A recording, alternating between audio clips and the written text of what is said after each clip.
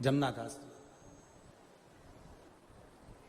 ठाकुर जी का परम भगत, श्री जी बाबा के परम भगत जा रहे थे और जमुना दास जी जाते जाते उन्होंने कमल की फूल की टोकनी में बड़ा सुंदर एक कमल देख लिया और उन्होंने कहा ये फूल वाले, ये फूल हमको दे दो। कितने का है?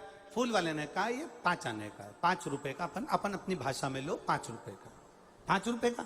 हाँ, ये फूल हमको दे दो, सरकार ले लो। इतने में जमुना दास जी फूल ले रहे थे। नगर का सेठ यवन राज निकल कर जा रहा था। यमन राज जब निकल कर जा रहे थे तो उन्होंने उस फूल को देखा, कितना सुंदर फूल है। जमुना दास जी फूल ले रहे हैं ठाकुर जी के चरणों में चढ़ाने के लिए। जमुना दास जी फूल ले रहे हैं श्री जी बाबा के चरणों का श्रृंगार करने के लिए। यमन राज ने फूल देखा और फूल लेने का विचार करा, कितना सुंदर फूल है, मैं जा रहा हूं वेश्या के घर, अगर वेश्या के जूड़े में ये फूल लगेगा तो वेश्या खुश हो जाएगी। यमन राज ने फूल वाले को रोका, तुम्हारे हाथ में जो फूल है तुम ये जमुना दास को दे रहे हो, ये फूल कितने का है? अब फूल वाले ने सोचा कि सेठ जी आया है फूल लेने के लिए तो फूल की कीमत तो बढ़ेगी। आप प्रैक्टिकल करके देखना, पैदल सब्जी लेने जाना भिंडी 10 रुपए किलो मिल जाएगी, साइकिल से जाना 11 रुपए किलो, मोटरसाइकिल से जाना 15 रुपए किलो, 4 व्हीलर से सब्जी वाले के सामने नीचे उतरना बढ़िया डेंटिंग मेंटिंग करके और फिर सब्जी वाले से पूछना भिंडी क्या रुपए किलो है, तो 20 रुपए किलो हो जाएगी। बोलो सही है कि गलत है? ये तुम्हारी गाड़ी की कीमत बढ़ी है, ये तुम्हारी गाड़ी की कीमत बढ़ी है। अब वो जो फूल था, फूल वाले ने कह दिया ये फूल 10 रुपए का। 10 रुपए का? हाँ। यमन राज ने कहा लाओ ये फूल हमें दो। जमुना दास जी ने हाथ जोड़कर कहा देखो फूल वाले भैया, माली दादा, ये फूल तो मैंने हृदय से ठाकुर जी को दे दिया है, अब ये फूल आप मुझे दे दो। इतने में फूल वाले से यमन राज कहते हैं कुछ भी हो जाए ये फूल मुझे दे दो। जमुना दास जी ने कहा फूल की कीमत 10 रुपए, मैं देने को तैयार हूं, फूल ठाकुर जी के चरणों में जाए। यमन राज ने कहा फूल की कीमत 20 रुपए देता हूं, इस फूल को मैं वेश्या के जूड़े में जड़ूंगा।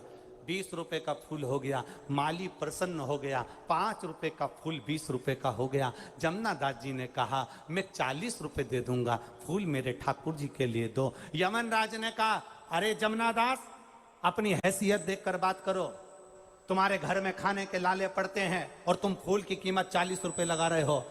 जमुना दास जी ने कहा सरकार ये कीमत फूल की नहीं है, ये कीमत मेरे श्री जी बाबा के चरणों की है, ये कीमत कोई सहज नहीं है हमारा।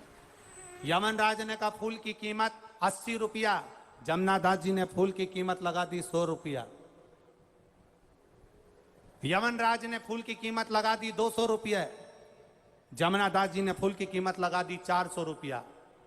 लगाते लगाते फूल की कीमत पहुंच गई, जमुना दास ने लगा दी 50,000 रुपए। यमन राज ने मन में विचार करा यदि 1 लाख रुपए का एक फूल खरीद कर एक वेश्या को दूंगा तो 1 लाख में 10 वेश्या मेरे घर पर आ जाएगी, क्यों फालतू का पैसा बर्बाद करूं। 50,000 रुपए फूल के लगाए। जमुना दास जी के पास धन नहीं था, बहन के घर गए, जीजी मेरे पास में धन नहीं, फूल मेरे ठाकुर के चरणों को देना है, कुछ कृपा कर दे। तब बहन ने कहा भैया ये पूरी जायदाद तेरी है, मैं अब भी खड़े दम बेच देती हूँ। पूरी जायदाद बेचकर 50,000 रुपए जमुना दास जी को दिए।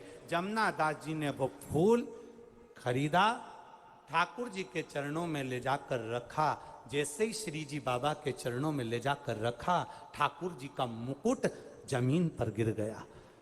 जमीन पर जैसे ही मुकुट जमीन पर गिरा, जमुना दास जी की आंखों में जल भर गए और जमुना दास जी रोते हुए ठाकुर जी से पूछने लगे श्री जी बाबा, ओ ठाकुर, क्या मेरा फूल पसंद नहीं आया? ठाकुर जी कहते हैं जमुना दास, इस फूल के आगे ये हीरे का मुकुट हल्का लग रहा था, इसलिए फेंक दिया है, इसलिए फेंक दिया।